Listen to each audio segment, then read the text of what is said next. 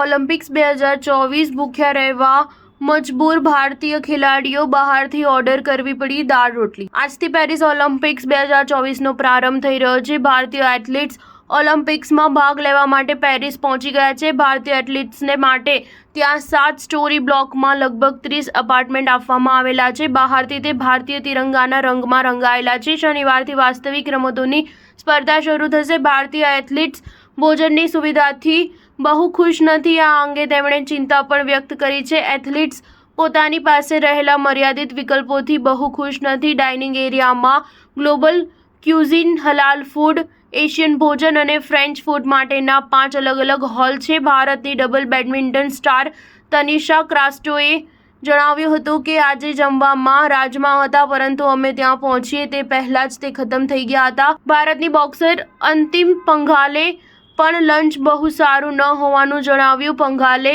પોતાની સહાયક ટીમને રાત્રે ભોજન માટે ભારતીય ભોજન દાળ રોટી ડિલિવરી કરવાનું કહ્યું હતું। તે છેલ્લા કેટલાક દિવસથી આ જ રીતે પોતાની ભોજન વ્યવસ્થા કરી રહી છે। ઓલિમ્પિક્સમાં હજુ નબળી સ્થિતિમાં હોવાના કારણે ભારત પાસે પસંદગી કરવાનો કે એથ્લીટ્સ કઈ જગ્યાએ રહેવા માંગે છે તે પસંદ કરવાનો વિકલ્પ નથી। જો કે કેટલાક મોટા દેશો એથ્લીટ્સ ક્યાં રહેવા માંગે છે તે પસંદ કરી શકે છે। ઉદાહરણ તરીકે ચીનને શાંતિ જોઈતી હતી, માટે તેમને ગામની નજીક સૌથી શાંત ખૂણામાં રહેવાની જગ્યા મળી। બ્રિટિશ એથ્લીટ્સ એક નાના ટાપુ પર રહે છે। યજમાન તરીકે ફ્રાન્સને પસંદગીની પહેલી તક મળી।